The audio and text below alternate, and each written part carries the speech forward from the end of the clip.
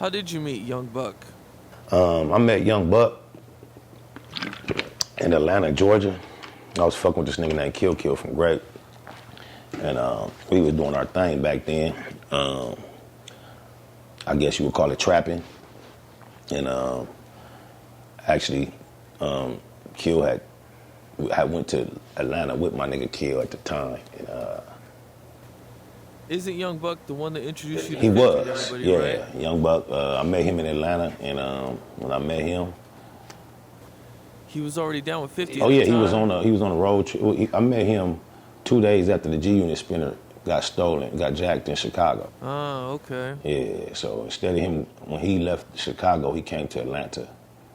And we had some mutual acquaintances that made it to where, shout out my nigga Sibo from Cashville, Tennessee, who introduced me to Young Buck. Because of Sibo, we were able to be in the same place. Matter of fact, because when Buck got to town, he was on the radio run. He went to the radio station versus going straight to his hotel. A portion of his entourage came to the hotel first. And that portion of his entourage was in contact with the people that I knew. So therefore, when Young Buck made it to his hotel room, I was already in it because of the niggas I was affiliated with. Shout out Murder Rich, too. I remember Murder was there day one. I think that's the first nigga I really remember seeing, Murder. So we was in Young Buck hotel room about 15, 20 deep, chilling, waiting for him to get there. So when he came from the radio station, he was addressing the room about the G Unit spinner that got took, telling the whole story about how it had got taken, how he tried to retrieve it, who he had met. This dude named Godfather name came up as one of the most main factors in the situation that was supposed to help him get his chain back and all that. So I'm in the room, everybody in there smoking, chilling, talking. I'm just a fly on the wall, sitting in a corner listening to this nigga tell this story about how his homie D-Tay came to borrow his chain. D-Tay went to the club. I think he was with Manny from Cashville, and niggas tried to rob him, bam, bam, bam, whatever, the chain is gone. Buck went back to the radio station, asked these people, like, if your chain get took in this neighborhood, who should you go holler at? They directed him toward this nigga named Godfather. The Godfather nigga was such a heavy nigga that not only was he a street nigga, he also was the promoter that threw the summer jam in that city. So, long story short, Young Buck went to try to politic and get his chain back. The Red Rag nigga JoJo from Chicago was involved in the politic and the chain to getting back. Game, the rapper, his name came up once Young Buck recognized JoJo as somebody he saw appear in a Game DVD, as Black Wall Street. All this shit was coming up. So, Game was still with G Unit at this time? Yes, he was newly. At this time, Young Buck album was being held up for release because he had some controversy over a record that Ludacris and T.I. were both on, and Game replaced T.I. So at this point in time, they were holding up the actual pressing of Young Buck's album, awaiting Game's verse. It's the first thing Game did once he joined G Unit. As Young Buck is passionately sharing the details of these events with his comrades, I most disruptively, disrespectfully just opened my voice and began to rap and drown him out loud, to where I just continually rapped until he finally stopped me and was like, "What the fuck? How you move a nigga with words like that? Them is just words. We all know the same words. Like, niggas be on me with that Pac shit. Fuck that nigga, you got it. I can't believe you ain't got no situation. Oh, you gonna get a situation. If my people can't make it shake, somebody gonna make it shake. Oh, you got it. How you move a nigga with words like that?" Remember that shit, cuz? And that's how that shit kind of like started. And then he was scheduled to shoot the Shorty Wanna Ride video shortly thereafter, a few weeks in Los Angeles. He wanted me to leave Atlanta and join him on the road trip from that point on. I told him I wasn't able to do that. I had business I needed to handle. But when he gave me the upcoming date, I let him know I'll meet you in LA on that date.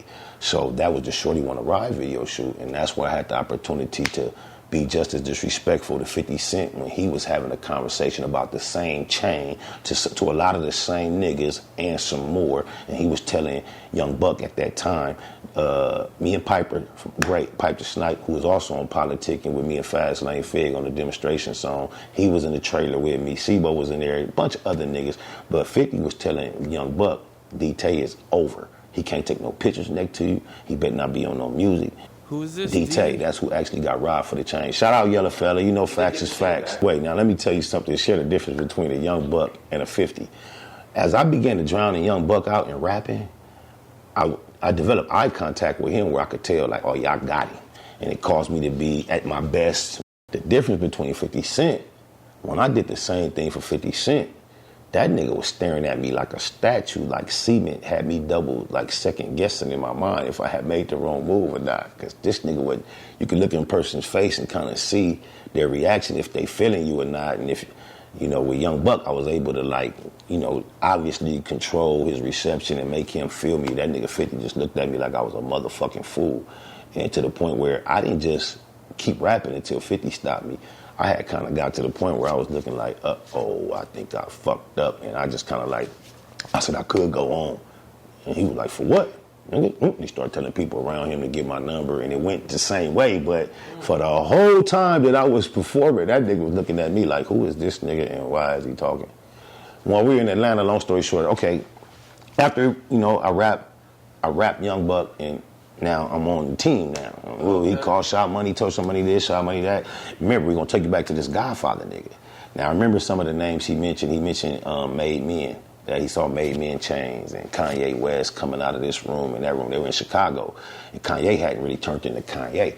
He was just Kanye. And he was there at the Summer Jam. And Buck, you know, Buck's scared of everything. So when he's telling his story so passionately, he told me how he walking down this dark hallway and kind of niggas just coming out of the hallway with Made Men chains on. Made Men was also the Benzino affiliates that had a problem with Eminem. So in his mind, this is as much as gangbanging he ever got to do. Being a rap crew that didn't get along with another rap crew, and now he feel like he gangbanging. So he's telling his story like there was a lot more threats that were there.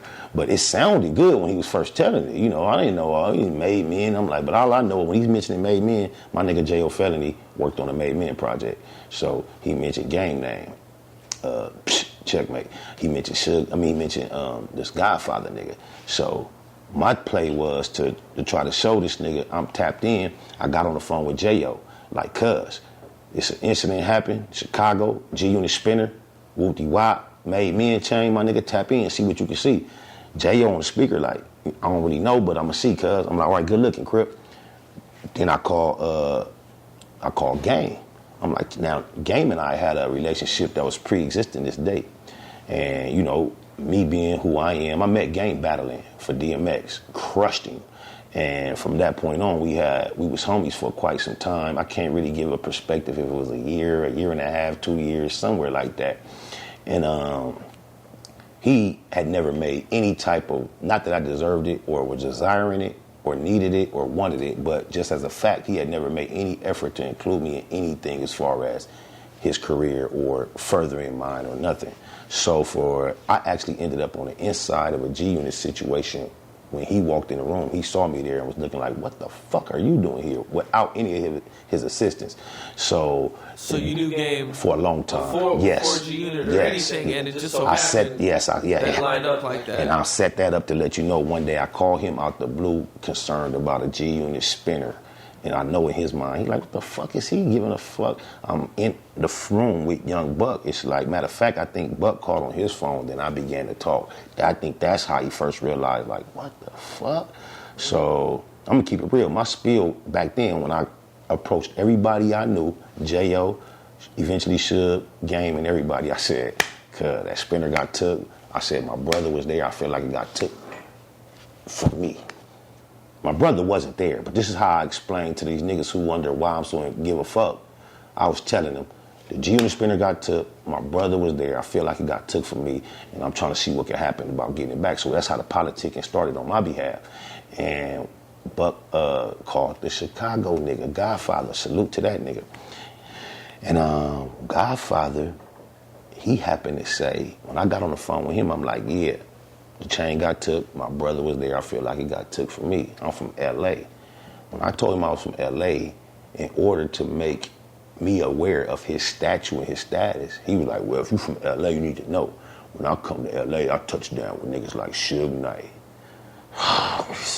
My response was, if you talk to niggas like Suge Knight, ask him about Baby Spider from 97th Street, East Side, East Coast, whack, whack. That was my spiel back to him. Now, that was a chess move.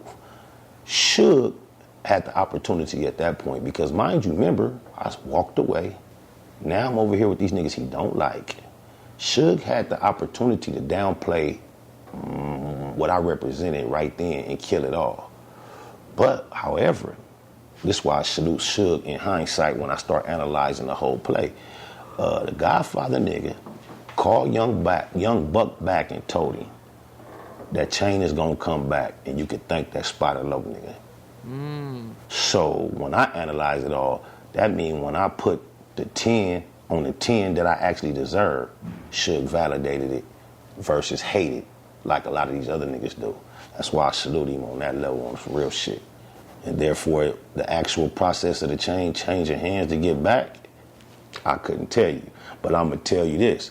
When I first started hitting the circuit with these niggas doing interviews, and I was in the room, the one thing every DJ wanted to ask me about was, now, Spider, I hear you got your deal because you got the G-Unit spinner back. So that was what the buzz was.